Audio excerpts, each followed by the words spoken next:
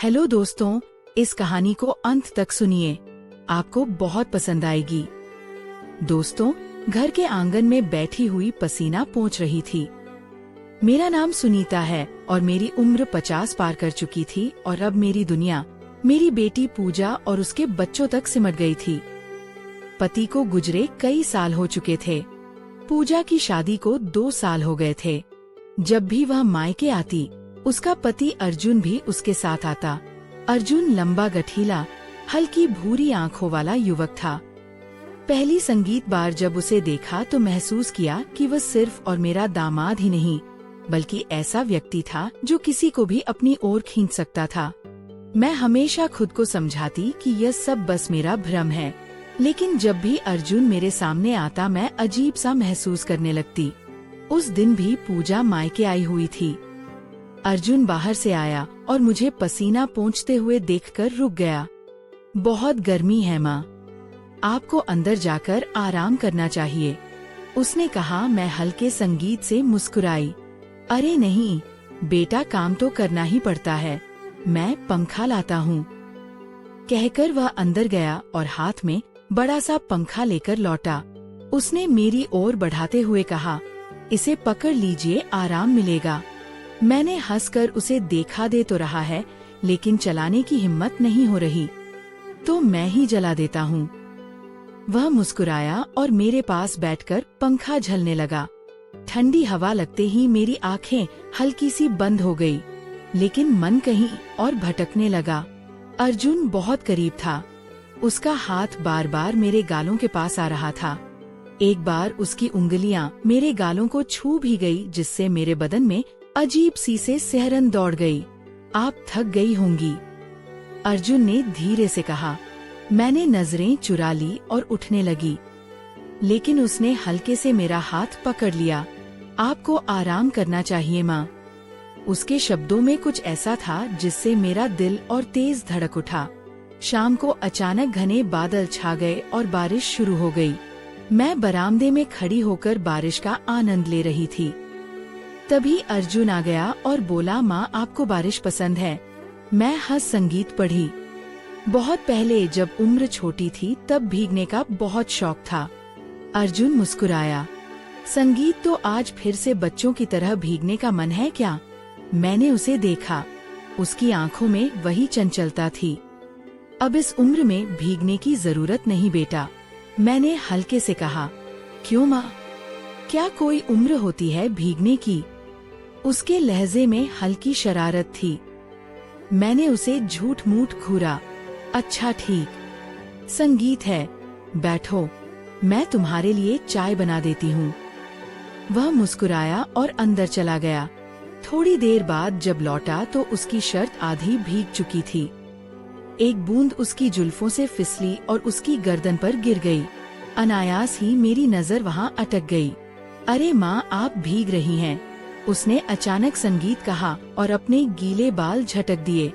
ठंडी बूंदें मेरे चेहरे पर आ गिरी, जिससे मैं अंदर तक भीग गई। असहज होकर मैंने साड़ी का पल्लू ठीक किया और जाने संगीत के लिए मुड़ी। तभी अर्जुन ने धीरे से मेरा हाथ पकड़ लिया।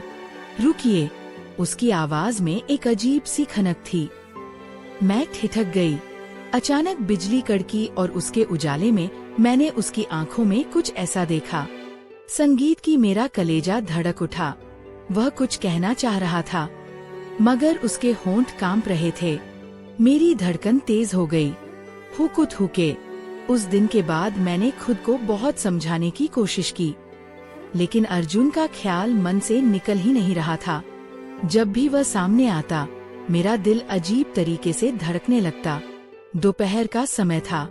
संगीत घर में सब अपने अपने कमरों में थे।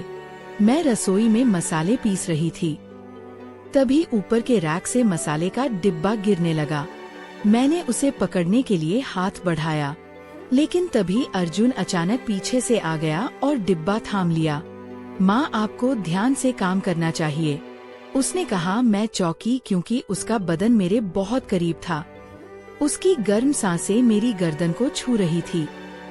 मैं खुद को पीछे हटाने की कोशिश कर ही रही थी कि तभी अर्जुन का हाथ मेरी हथेली पर हल्के से टिक गया। मेरा दिल तेजी से धड़कने लगा।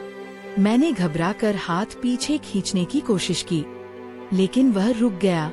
उसकी उंगलियां कुछ पल के लिए मेरी उंगलियों पर ठहर गई। माँ, आप ठीक हैं? उसकी आवाज में एक अजीब सी कोमलता थी। मैंने जबरदस्ती खुद को सामान्य दिखाने की कोशिश की और पीछे हटते हुए कहा, हाँ, मैं ठीक हूँ। तुम जाओ, पूजा को बुला दो, शायद उसे कुछ चाहिए होगा। अर्जुन कुछ पल मुझे देखता रहा, फिर हल्की मुस्कान के साथ पीछे हट गया। मैं जल्दी से रसोई से बाहर आ गई और अपने कमरे में जाकर खुद को संभालने लगी। ये क्या हो रहा था? मैं खुद को रोक क्यों नहीं पा रही थी? कुछ दिन बाद पूजा को अपने ससुराल वापस जाना था। सुबह का वक्त था। अर्जुन अपने सामान की पैकिंग कर रहा था। घर में हलचल थी, लेकिन मेरा ध्यान हर वक्त उस पर ही जा रहा था। जब भी वह मेरे सामने आता मुझे कुछ अजीब सा महसूस होने लगता। जब विदाई का वक्त आया तो पूजा ने गले लगकर मुझसे कहा, माँ, अपना ख्याल रखना। अर्जुन भी मेरे पास आया। माँ, हमें निकलना चाहिए। मैंने हल्का सा सिर हिलाया और दरवाजे तक उन्हें छोड़ने आई। पूजा आगे बढ़ गई, लेकिन अर्जुन रुका। उसने मेरी तरफ देखा और धीरे से कहा, माँ, अपना ध्यान रखना और हाँ, ज्यादा गर्मी में मत बैठा कीजिए। मैंने कुछ नहीं कहा, बस एक फीकी मुस्कान दी। अर्जुन कुछ पल खड़ा रहा, फिर चला गया। लेकिन ये अंत नहीं था। अर्जुन के जाने के बाद भी उसका ख्याल मेरे मन में बना रहा। उसकी बातें, उसका करीब आना, वह हल्की हल्की छुआ, सब कुछ रह रहकर याद आ रहा था। कुछ हफ्ते बाद एक दिन दोपहर को अचानक फोन बजा। मैंने उठाया। हेलो माँ। दूसरी तरफ अर्जू की आवाज थी। मेरा दिल जोर से धड़का। कैसी है आप? मैं ठीक हूँ बेटा। मैंने खुद को सामान्य दिखाने की कोशिश की। आपकी आवाज कुछ थकी हुई लग रही है, ज्यादा काम मत किया कीजिए। अर्जुन की आवाज में वही पुरानी चिंता थी। नहीं, बस यूं ही। तुम कैसे हो? अच्छा हूँ। संगीत पर माँ वह रुका, फिर धीमे से कहा, आपकी बहुत याद आती है। मेरे हाथ से फोन कांपते कांपते छूटने को हुआ। मैं कुछ बोलना चाहती थी, संगीत, लेकिन शब्द गले में अटक गए। आप चुप क्यों हैं? अर्जुन ने पूछा। कुछ नहीं, तुम अपना ध्यान रखना बेटा। मैंने किसी तरह खुद को संभालते हुए कहा और जल्दी से फोन काट दिया। लेकिन अब मैं खुद को और झूठ नहीं बोल सकती थी। कुछ था जो मुझे अर्जुन की तरफ खींच रहा था, और अब यह सिर्फ एक भावनात्मक लगाव नहीं रह गया था।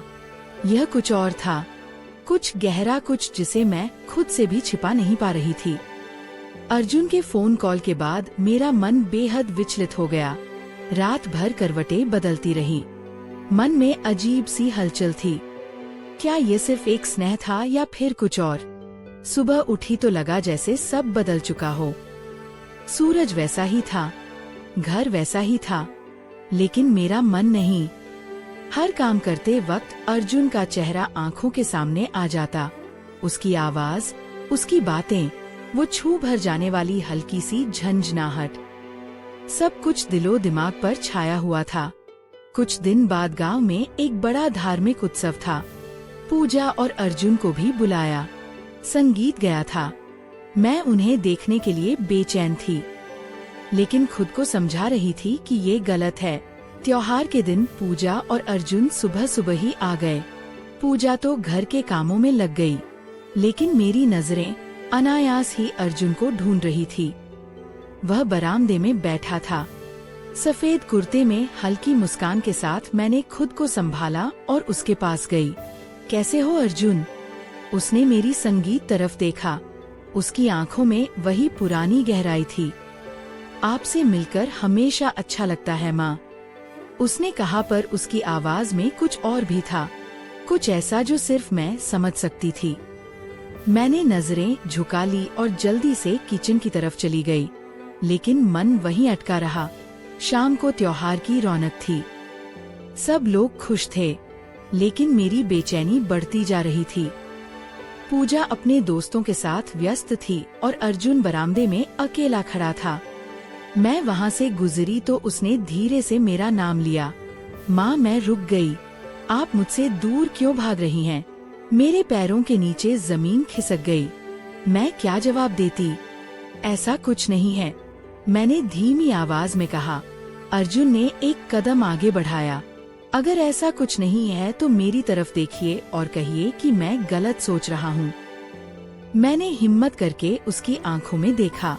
वह नजरों से मुझे पढ़ रहा था, जैसे मेरे भीतर छुपे हर एहसास को जान चुका हो। मैंने कुछ कहने के लिए होठ खोले लेकिन आवाज नहीं निकली। अर्जुन ने हल्के से मेरा हाथ थामा। आप भी महसूस करती हैं ना माँ?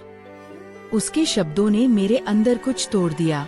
मैं चाहकर भी खुद को रोक नहीं पा रही थी।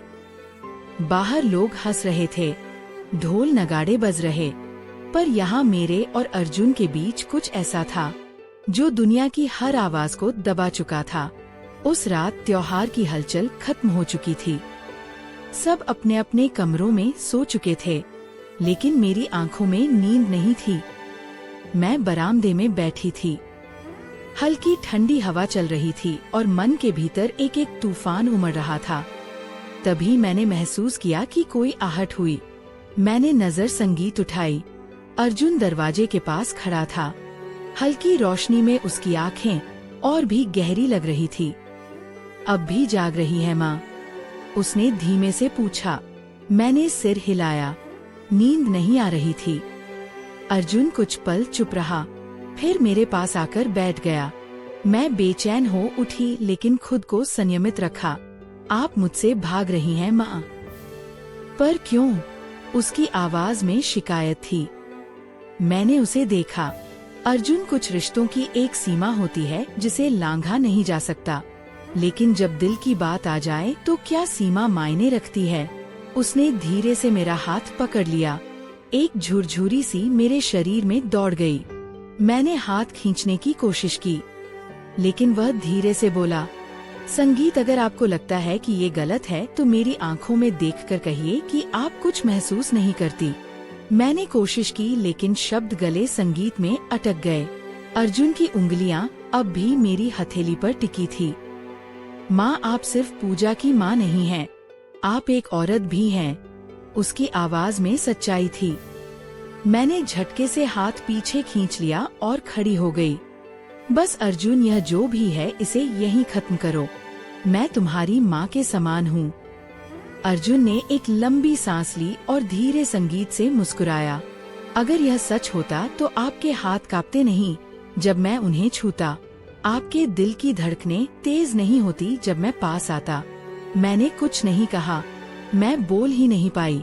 अर्जुन ने एक आखिरी बार मेरी ओर देखा और धीरे से कहा, मैं जा रहा हूँ माँ, लेकिन आप खुद से मत भागिए, अपने दिल से मत भागिए। वह चला गया। मैं वहीं खड़ी रह गई, एक तेज धड़कते दिल और बहते आंसुओं के साथ। अब आगे क्या होगा? क्या सुनीता अपने दिल की बात मान लेगी? क्या अर्जुन वाकई चला जाएगा, या फिर यह कहानी किसी और मोड़ पर जाएगी? उस रात के बाद अर्जुन के शब्द मेरे कानों में गूंजते रहे, अपने दिल से मत भागिए माँ। मैंने खुद को समझाने की बहुत कोशिश की। ये सब गलत था, बहुत गलत। मैं उसकी सास के समान थी और वह मेरी बेटी का पति। लेकिन दिल ने जिस राह पर चलना शुरू कर दिया था, उसे रोकना मेरे बस में नहीं था। अगले कुछ दिन यूं ही बीत गए।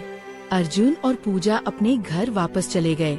घर फिर से खाली हो गया, लेकिन मेरे अंदर कुछ टूट सा गया था। कुछ हफ्तों बाद उस दिन दोपहर में अचानक अर्जुन का फोन आया। मेरा दिल जोर से धड़का। मैंने फोन उठाया। माँ, कैसी हैं आप? मैं ठीक हूँ। मैंने सामान्य बनने की कोशिश की। आप झूठ बोल रही हैं, अर्जुन ने हल्की हंसी के साथ कहा। मैं आपको भूल नहीं पा रहा माँ। आप मुझे सच बताइए, क्या आप भी मुझे याद करती हैं? मेरे हाथ कांपने लगे।